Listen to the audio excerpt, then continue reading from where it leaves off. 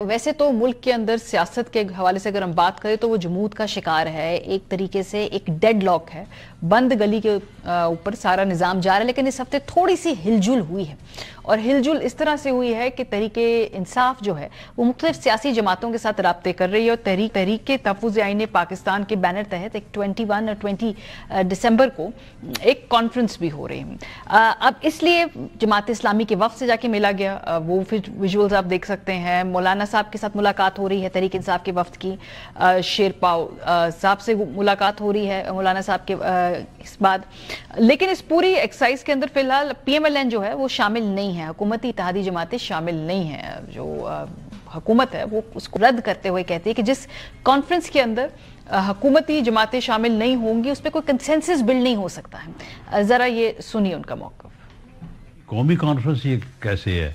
नहीं हमें तो बुला ही नहीं रहे, हम कौम में शामिल नहीं है। कौमी कॉन्फ्रेंस तो तभी हो ना जो सबको बुलाएं। और दूसरी बात ये है कि वो बुलाना चाहते हैं तो हम तो उनको इससे पहले 10 मरतबा बुला चुके हैं। Prime minister of Pakistan is on record on the floor of the house, उन्होंने इनको दावत दी है। मोहम्मद अली दुरानी साहब ने इस हफ्ते इंटरव्यू दिया है हमारे टेलीविजन एयर वाई न्यूज़ पे ताहिर अशरफ भट्ट साहब को, जिसमें उन्होंने ये बात कही कि ये कैसी कौमी कॉन्फ्रेंस है, ये माइनस इमरान जो फॉर्मूला है उसकी शुरुआत है, उसकी बुनियाद रखी जा रही है। की नहीं, ये हाइब्रिड कॉन्फ्रेंस, हुकूमत के लोगों को भी बुलाया जा रहा है और अपोजिशन वालों को भी बुलाया जा रहा है। ये कॉन्फ्रेंस इमरान खान साहब का जो बुनियादी कॉन्सेप्ट था उसकी मुकम्मल नफी है। टेक्निकली देखा जाए तो ये -1 का जो फार्मूले की ख्वाहिश दिखाई जा रही थी, इमरान खान को निगेट करने का आगाज है।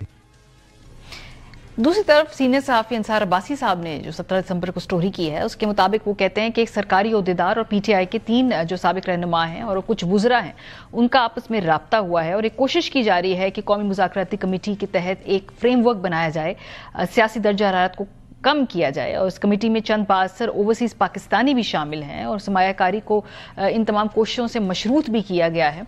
तो कहीं ना कहीं पसे पर्दा कुछ मुलाकातें हुई हैं, बातचीत हुई है। लेकिन आज जो बड़ी डेवलपमेंट ये है कि कोट लखपत जेल में जो कुछ फैसले सामने आए हैं 9 मई के केसेस के हवाले से, उसमें शाह महमूद कुरैशी साहब को तो तीसरे केस में बरी कर दिया गया है। लेकिन जो बाकी लोग हैं जिसमें यास्मीन राशिद हैं, साबिक गवर्नर उमर चीमा हैं, एजाज चौधरी साहब हैं, उनकी सजाओं में 10-10 साल का इजाफा हुआ है।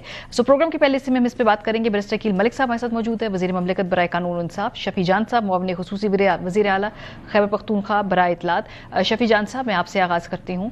ये जो फवाद चौधरी साहब वगैरह लीड कर रहे हैं जिस इनिशिएटिव को, जिसके अंदर वो कहते हैं जी बातचीत करें और ख़ासतौर पर जेल के अंदर जो लोग मौजूद हैं उनको भी शामिल किया जाए इस पूरे मुज़ाकराती अमल के अंदर और टेम्परेचर को नीचे लाया जाए। सो मोर और लेस तहरीके इंसाफ क्या इस कोशिशों पर यकीन करती है, क्या इन कोशिशों को वेलकम करती है कि टेम्परेचर नीचे लाने के लिए अगर ये लोग तमाम लोग एक्टिव हुए हैं और मुलाकातें कर रहे हैं? सबसे पहले मारिया साहब आपका शुक्रिया। जहां तक फवाद चौधरी और इमरान इस्माइल साहब की बात है, मैंने कल भी एक प्रोग्राम पे और एक मीडिया टॉक में ये बात की, तो आज मैं फिर इस बात को दोहरा रहा हूँ कि इमरान इस्माइल और फवाद चौधरी जो एक जाती कोशिश कर रहे हैं, ये वो लोग हैं जिन्होंने तहरीक इंसाफ को मुश्किल वक्त में छोड़ा। इन्होंने जब मुश्किल वक्त तहरीक इंसाफ पे आया, इमरान खान साहब पे आया, तो सबसे पहले वीडियो प्रेस कॉन्फ्रेंस करके 2 मिनट की प्रेस कॉन्फ्रेंस करके फवाद चौधरी साहब, इमरान इस्माइल साहब, महमूद मौलवी साहब, इन्होंने तहरीक इंसाफ छोड़ी और IPP में शामिल हुए। जब आप 2 फरीकैन के दरमियान बात करते हैं, यह हमारा पश्तून कल्चर है, यहाँ पे एक जिरगा सिस्टम है। जब 2 फरीकैन के दरमियान जिरगा होता है तो आप दोनों फरीकैन से इख्तियार लेते हैं। इख्तियार लेने के बाद आप स्टेप फॉरवर्ड करते हैं और दोनों फरीकैन के दरमियान बातचीत का आगाज करते हैं। पाकिस्तान तहरीक इंसाफ का इख्तियार, जो मैंडेट जिसे आप कह सकते हैं, वो इमरान खान साहब के पास है। फैसला इमरान खान साहब ने करना है, किससे बात करनी है, किससे बात नहीं करनी, बात करनी भी है कि नहीं करनी, तो वो फैसला तो इमरान खान साहब के पास है। अब ये जो हजरात एक कोशिश कर रहे हैं, खुद को रेलिवेंट करने की कोशिश कर रहे हैं और पाकिस्तान तहरीक इंसाफ में वापसी की ख्वाहिशमंद भी हैं, ये जो एक जाती कैपेसिटी में ये कोशिश कर रहे हैं, तो इनको तहरीक इंसाफ का मैंडेट किसने दिया? ये तहरीक इंसाफ के हवाले से जो इख्तियार है और क्या वो इनके पास है? अगर इनके पास है तो वो इख्तियार तो इमरान खान साहब के पास है। ٹھیک ہے. تو یہ بہت بڑا سوالیہ نشان. لیکن شفیع صاحب سوال یہ ہے کہ پچھلے 2 سالوں کے اندر یہ لوگ ایکٹیو تھے, کچھ لوگ ایکٹیو نہیں تھے, کچھ سائیڈ لائنز پہ بیٹھے ہوئے تھے, ابھی دوبارہ فعال ہوئے ہیں. اس دوران تحریک انصاف کی اپنی قیادت نے بھی سر توڑ کوششیں کی ہیں. کوئی فی الحال ہم دیکھ رہے ہیں کہ اس ڈیڈ لاک کا حل نظر نہیں آ رہا. اگر یہ لوگ انڈیپینڈنٹلی اپنے تئے کوشش کرتے ہیں تو اس میں کیا حرج ہے؟ آپ کہتے ہیں وہ پی ٹی آئی کا حصہ نہیں ہے, لیکن جو تحریک انصاف کی بھی ہم اس وقت اسٹریٹجی کو اتنی کامیاب دکھائی نہیں دے رہی ہے ٹیمپریچر نیچے لانے میں. ماریہ صاحبہ, ان کی کوشش پہ ہمیں کوئی حرج نہیں ہے, بالکل وہ کوشش کر سکتے ہیں, لیکن سوالیہ نشان جو بنتا ہے, جو سب کے دماغوں میں بھی آتا ہے, آپ کے دماغ میں بھی ہوگا, میرے دماغ میں بھی ہے, جو تحریک انصاف کا اختیار ہے, جو مینڈیٹ ہے, وہ عمران خان صاحب کے پاس ہے. انہوں نے کوئی مینڈیٹ ان کو نہیں دیا. جب کوئی مینڈیٹ اور اختیار ان کے پاس نہیں ہے پاکستان تحریک انصاف کی طرف سے, تو یہ کیا ٹیبل ٹاک کریں گے؟ اور جہاں تک مذاکرات کی بات ہے, جہاں تک بات چیت کی بات ہے, ہم سیاسی لوگ ہیں, ہم بلیو کرتے ہیں مذاکرات پہ, ہم بلیو رکھتے ہیں بات چیت پہ. بڑے بڑے مسئلے بات چیت کے ذریعے اور ٹیبل ٹاک کے ذریعے حل ہوتے ہیں.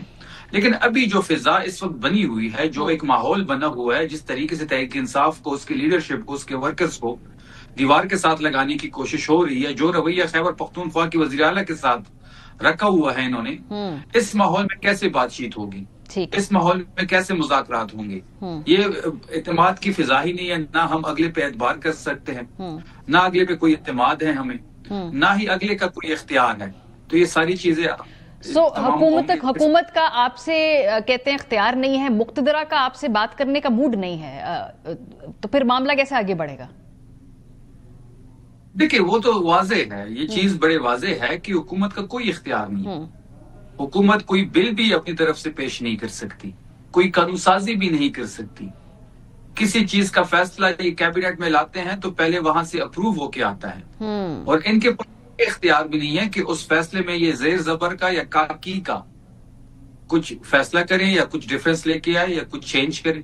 منوان وہ فرم و بردار بچوں کی طرح یہ لائن میں کھڑے ہیں, کیونکہ ان کے پاس تو عوامی مینڈیٹ نہیں ہے. ان کو بھی پتا ہے, بیرسٹر صاحب یہاں موجود ہوں گے, شاید میری آواز ان تک جا رہی ہوگی. بیرسٹر صاحب کو بھی دل میں تو ان کو بھی یہ پتا ہے کہ جی ہم غیر قانونی طریقے سے آئینی عہدوں پہ براجمان ہو چکے ہیں 17 سیٹوں کے ساتھ. عوام کا مینڈیٹ کے پاس نہیں ہے. جب آپ کے پاس عوام کا مینڈیٹ نہیں ہوتا تو پھر آپ کسی قسم کے فیصلے کے لائق نہیں ہوتے. ٹھیک ہے, پھر جو آپ کو جہاں پہ بیٹھاتا ہے, آپ کو ہر بات اس کی ماننی پڑتی ہے.